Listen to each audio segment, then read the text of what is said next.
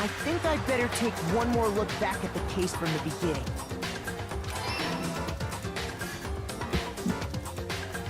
Last night, the killer went to the room Sayaka was in. From what we can tell, Sayaka invited that person there intending to kill them. She attacked them with the knife she'd taken from the kitchen earlier.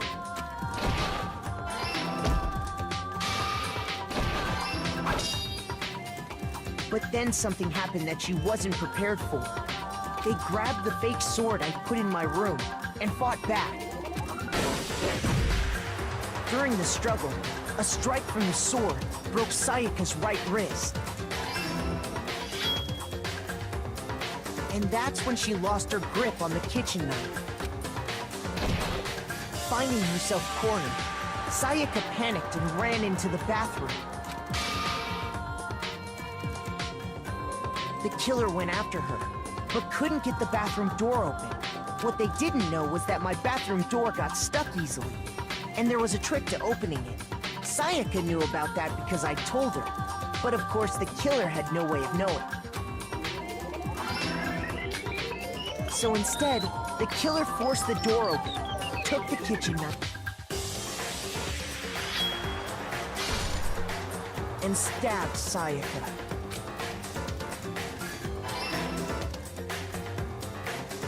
But with what strength she had remaining, Sayaka left a dying message. To keep the killer from noticing, she wrote it on the wall behind her.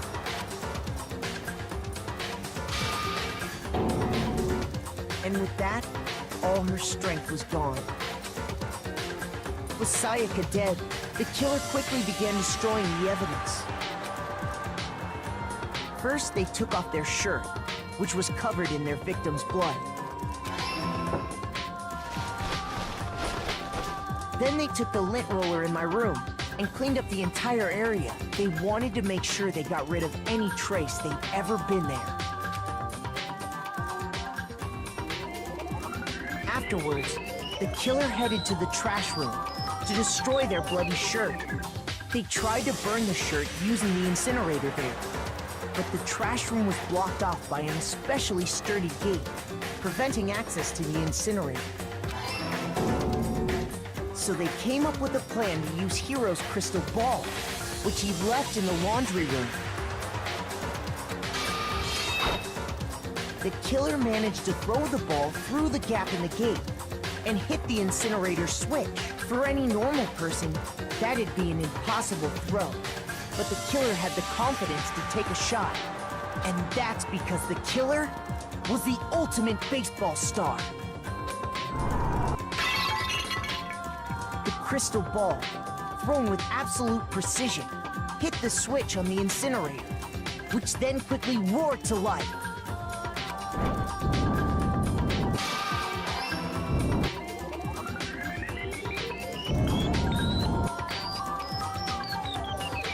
Having destroyed the final piece of evidence, they left the area with, I imagine, a sigh of relief. But there was one thing they missed.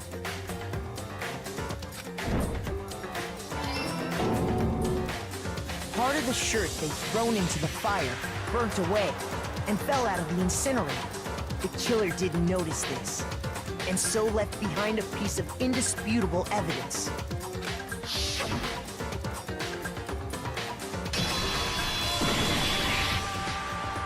Isn't that right, Leon? First, let's take a look back to before the incident. Last night, Celeste saw Chihiro in the warehouse, correct? At the time, she was apparently stuffing something into a duffel bag. That something was a blue tracksuit. You can confirm this, right, Celeste? With bag in hand, Chihiro headed out, even though it was officially nighttime. She made her way to the locker room, specifically the boys' locker room. But how could the victim, who was apparently a girl, access the boys' locker room? Simple, because she was really a he. which is why he was able to use his own e-handbook to gain entrance to the boys' locker room. Once inside, he met with someone there, and the person he met was the one who killed him. It seems likely that the killer grabbed the nearby dumbbell, approached the unsuspecting Chihiro, and attacked him.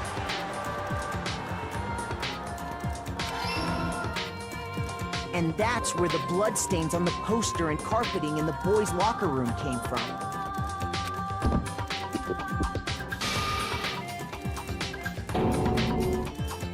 It was likely in the heat of the moment. The body was arranged, but the murder itself felt unplanned.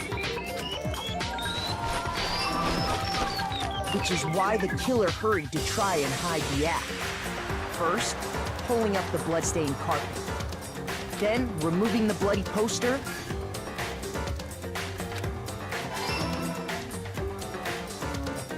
and finally carrying the corpse into the girls' locker room.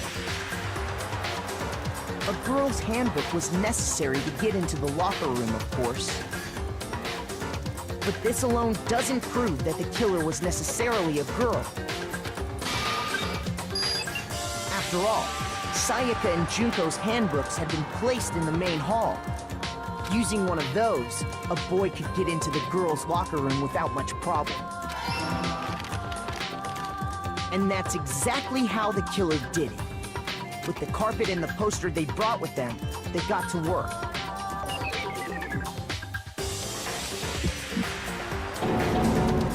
They changed the layout of the boys' and girls' locker room in what you might call a crime scene switch. That could have been the end of things, but no. Byakuya discovered the body and decided to intervene in the situation, making things even more complicated.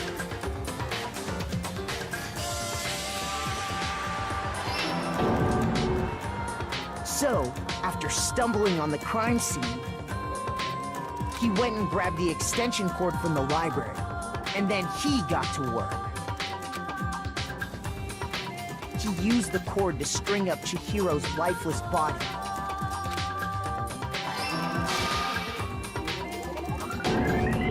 Then, using the victim's own blood, he left a grisly message there at the scene of the crime. He wanted to create the illusion that Genocide Jack was responsible for the slaughter. And around the same time that Byakuya was putting together this facade, the killer, having already disposed of Chihiro's bag and other belongings, arrived at the sauna. There, they planned to destroy the last piece of evidence, Chihiro's handbook.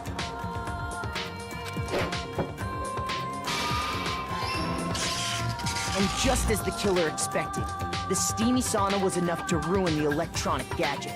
Somehow, the killer knew that the handbook couldn't stand up to the heat of the sauna. And the reason they knew that is because the sauna had already wrecked their own handbook. And that's how it all played out. Isn't that right, Mondo Orada? Before anything, the killer persuaded someone to help carry out the murder. And that person was Hifumi. With an accomplice, the killer was able to execute a number of otherwise impossible schemes.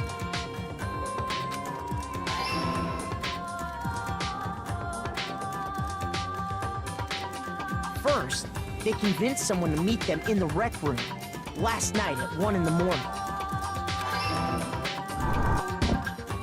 That someone they met with was Hiro.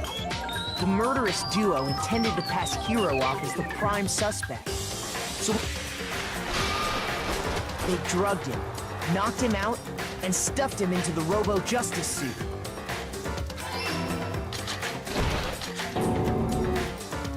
Next, Hifumi positioned himself to make it look like Robo-Justice was attacking him. while the killer used a digital camera to take pictures of the assault. They did all this just to create evidence that would put the suspicion on Hiro. When they were done with him, they shoved him, still unconscious, into the pool room locker. And then finally, at 6 a.m., they moved into the murder phase of their plan. They called Taka to the equipment room.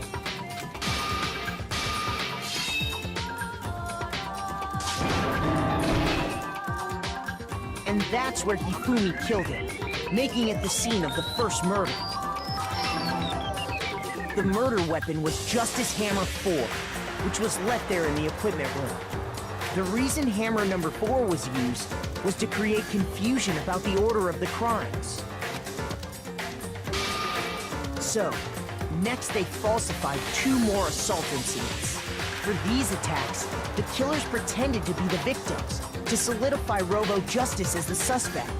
The first fake incident was the attack in the rec room. There, the killers wanted us to see Justice Hammer 1 and the Robo Justice pictures they'd taken. They wanted to make sure we bought the surprise attack story. The second fake incident was the attack in the library. This time, they planted Justice Hammer 2 and an injured Hifumi to sell us that story. With these 2 incidents, the killers were able to create a certain preconception in our minds that the suspect was increasing the size of the hammers and attacking people in order as they did. We fell right into their trap and started looking for the suspect based on that. But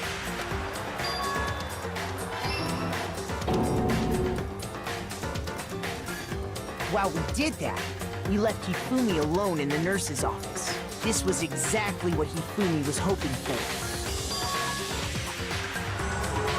He took a blood packet from the refrigerator and Justice Hammer 3 and turned the room into a crime scene in which he himself had apparently been brutally murdered. He let out a scream to draw us back, and when we returned, that's what we found. Meanwhile, the other group that had been out searching found Taka's body at the same time. So when we heard the body discovery announcement, we naturally assumed it was for Hifumi.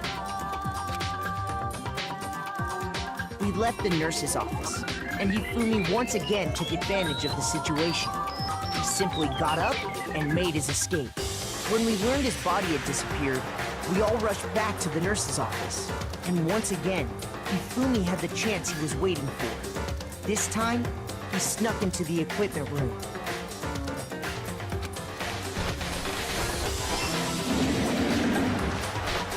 He wrapped Taka's body in a tarp and used the dolly to move it all the way down to the repository. That explains how each of the bodies disappeared. But even Hifumi didn't know what the true killer had in mind for their final act.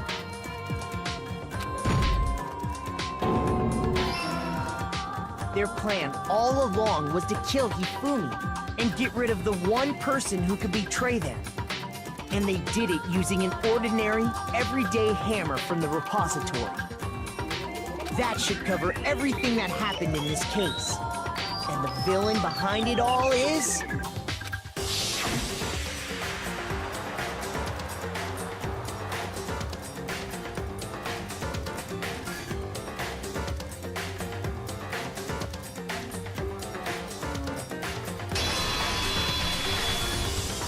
Celeste! Sorry, you lose.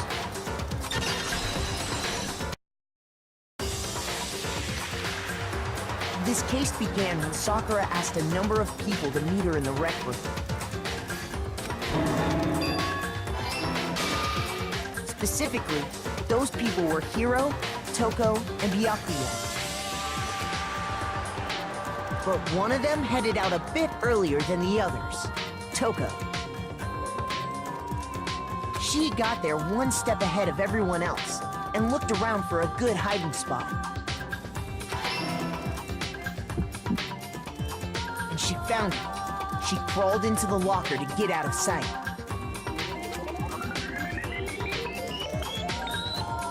Then, from inside the locker, she saw Sakura enter the room. Next to arrive was Hiro.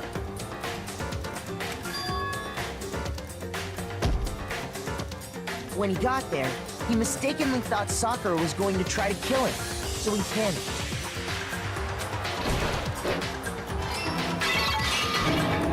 Without thinking, he grabbed a nearby Monokuma bottle and attacked Sakura with it.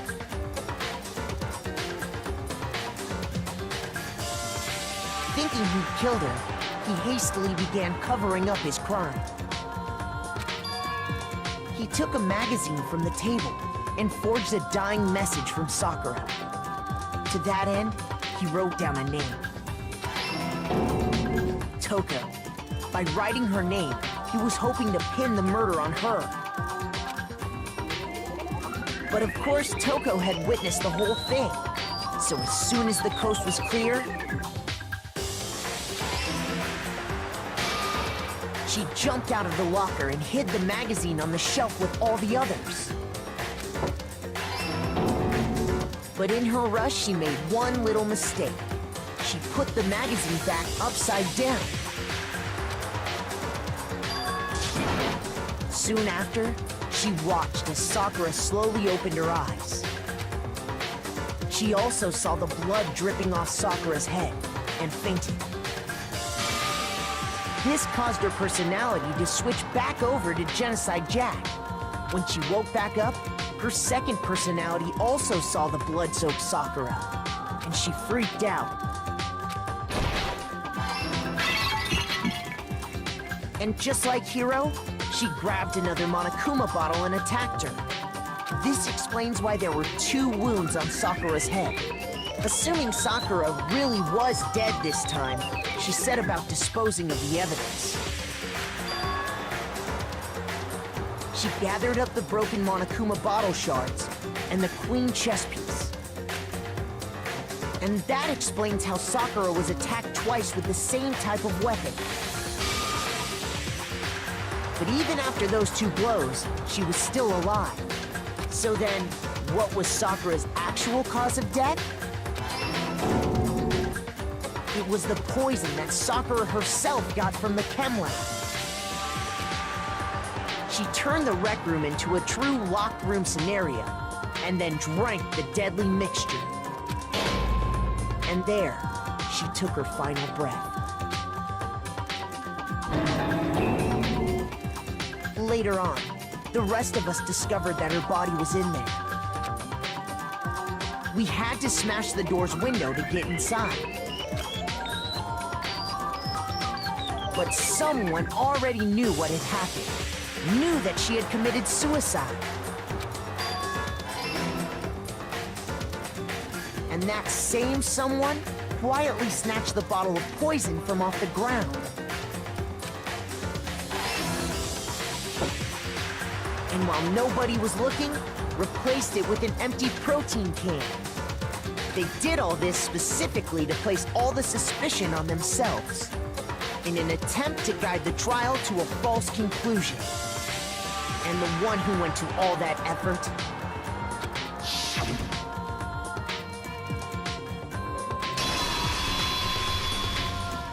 was you, Hina.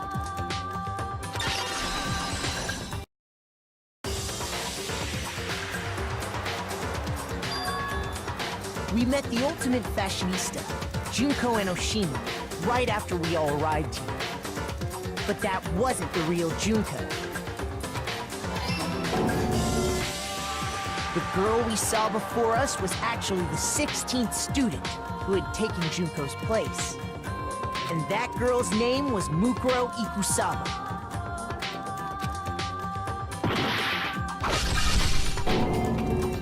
But it wasn't long before she died at the hands of Monokuma. In other words, the mastermind, Junko Enoshima.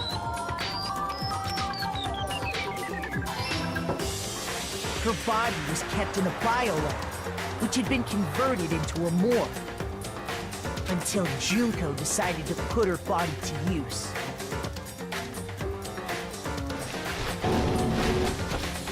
Junko dragged the body out of the biolab, using the tarp to carry her to the garden. She fabricated the murder to try and frame Kyoko, quickly proven to be one big thorn in her side.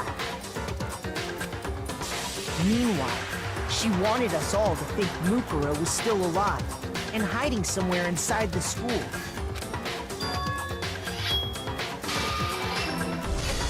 So she put on a mask and then attacked him. After making sure I'd gotten a good look at the mask, she left the room. Then she put the same mask on Mukuro's body.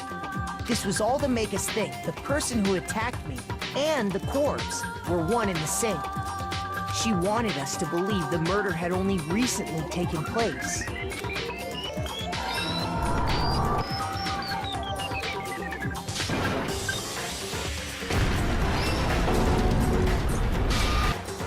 Finally, by strapping a bomb to the body, she was able to destroy any remaining evidence.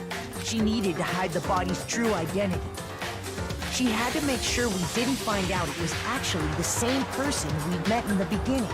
This is the truth behind Mukuro's murder, and the one who carried it all out is the true mastermind. The one controlling Monokuma.